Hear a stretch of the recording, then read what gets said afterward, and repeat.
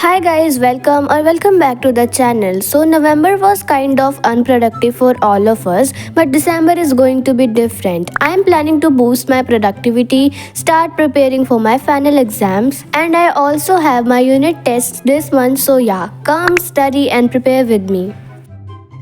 तो ये सारी क्लिप्स 29 नवंबर को होने वाली है, यानी कि सैटरडे। उस दिन हमारे स्कूल में हाफ डे था तो मैंने छुट्टी कर ली थी, ये जानते हुए भी कि मेरी अटेंडेंस लो है, पर फिर भी।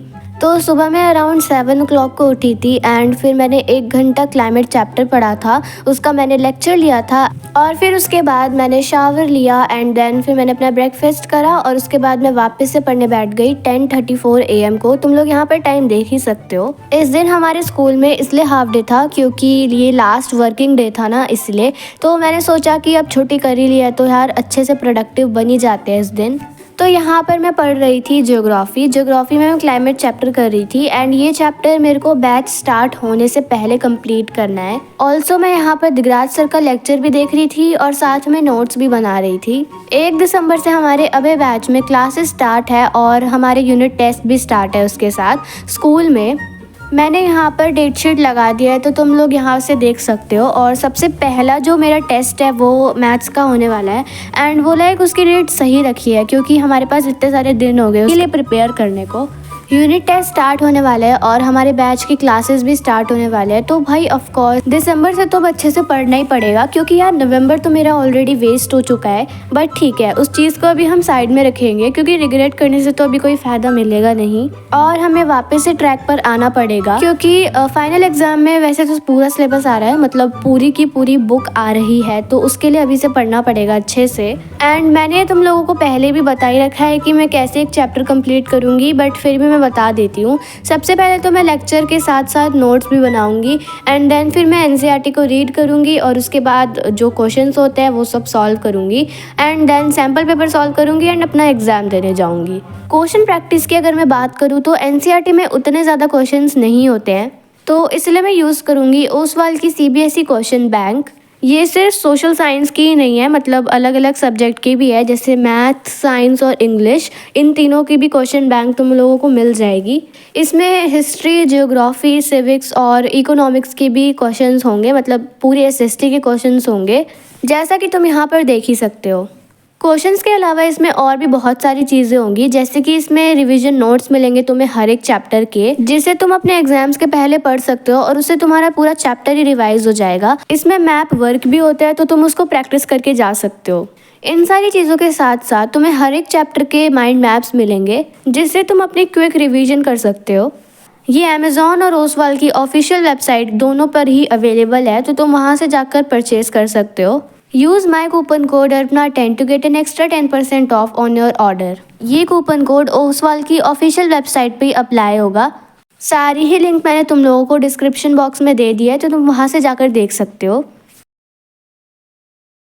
Okay, so now back to the vlog. इतना सब कुछ पढ़ने के बाद मैंने एक छोटा सा ब्रेक लेने का सोचा था और उसमें मैंने यहाँ तक पढ़ लिया था वैसे क्लाइमेट चैप्टर में, यानी कि अब बस मेरे को थोड़ा सा ही पढ़ना है एंड उसके बाद ये पूरा चैप्टर मेरा कंप्लीट हो जाएगा। साथ ही साथ मैंने बहुत सारे पॉइंट्स को हाईलाइट भी कर ही रखा है, जैसा कि तुम यहाँ पर देख ही सकते हो। मैंने अपनी पूरी बुक को पूरा एकदम कलरफुल बना दिया है।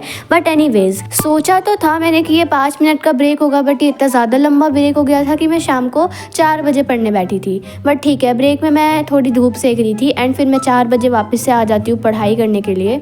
और यहाँ पर मैं कर रही थी वर्क एंड एनर्जी, जो कि अभी तक का मुझे सबसे ज़्यादा इजी चैप्टर लगा फिज़िक्स में, क्योंकि इसमें बहुत ही ज़्यादा इजी कंसेप्ट है जो कि मेरे को 1 गो में ही समझ आ गए थे। मैं देख रही थी प्रशांत भैया का लेक्चर और साथ में ये एनसीईआरटी की रीडिंग भी कर रही थी। और जब भी मैं पढ़ने बैठती हूँ तो मैं साथ में स्टॉप वॉच भी चला लेती हूँ। मैं इसको एज अ चैलेंज देखती हूँ क्योंकि जिस दिन मैं पढ़ती हूँ उसके पिछले दिन एक्चुअली मैं ये मेक श्योर करती हूँ कि उससे मैं ज़्यादा पढूँ, यानी कि अगर मैंने पिछले दिन 1 घंटे पढ़ा है तो उससे मैं ज़्यादा पढ़ूँगी अगले दिन।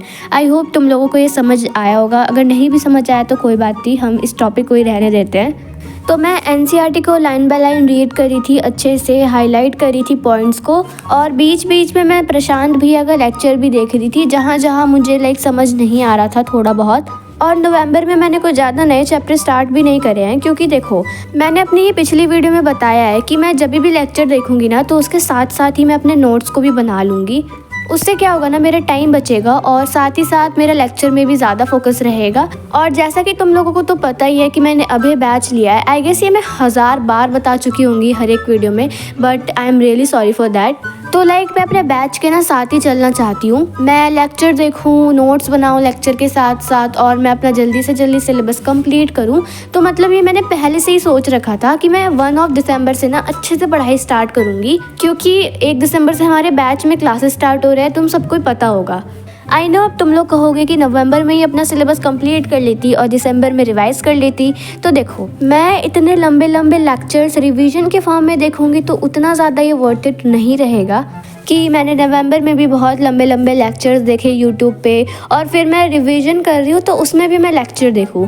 तो लाइक इस टाइप से मेरा ओपिनियन थोड़ा अलग है। मेरा ओपिनियन बस इतना सा है कि मैं बैच के साथ चलूँ। मैंने कुछ चैप्टर्स यूट्यूब से पढ़े हैं मतलब नवंबर में, क्योंकि यूनिट टेस्ट स्टार्ट होने वाले हैं तो ऑफकोर्स वो चैप्टर अभी बैच में जल्दी स्टार्ट तो नहीं होंगे। एंड ऑफकोर्स अगर मेरे यूनिट टेस्ट 11 दिसंबर से स्टार्ट है तो मेरे को यूट्यूब से ही पढ़ना पड़ेगा, फिर तो मेरे पास कोई ऑप्शन ही नहीं रहेगा, तो फिर मुझे यूट्यूब से ही पढ़ना पड़ेगा। तो हाँ, बस मैं तुम लोगों को इतना ही बताना चाहती थी टोटली कि मैं अपना सिलेबस 1 दिसंबर से ही अच्छे से स्टार्ट करूंगी, क्योंकि अभी तक मैंने कुछ भी अच्छे से स्टार्ट नहीं करा है।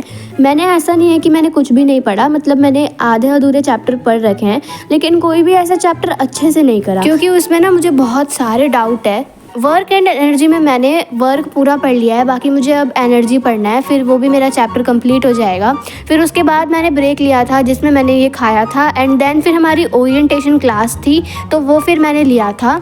एंड ओरिएंटेशन क्लास में मुझे सब कुछ पता चल गया था कि हमारी क्लासेस कब से स्टार्ट होंगी, कब हमारी कौन कौन सी क्लासेस होंगी, और ऑल्सो फर्स्ट फ्री क्लास तो यूट्यूब पे फ्री भी है। मैंने आज तक मंगोलिया मैम और लाली मैम से तो बिल्कुल नहीं पढ़ा है, तो उनसे मैं पढ़ने के लिए बहुत ही ज़्यादा एक्साइटेड हूँ। So yeah guys, that's it for today's video. I hope you guys enjoyed watching it. Next video के आइडियाज़ भी बता दो कमेंट्स में, ताकि नेक्स्ट वीडियो में उसी पे लेकर आऊँ। I will see you in my next one. Till then take care and bye bye.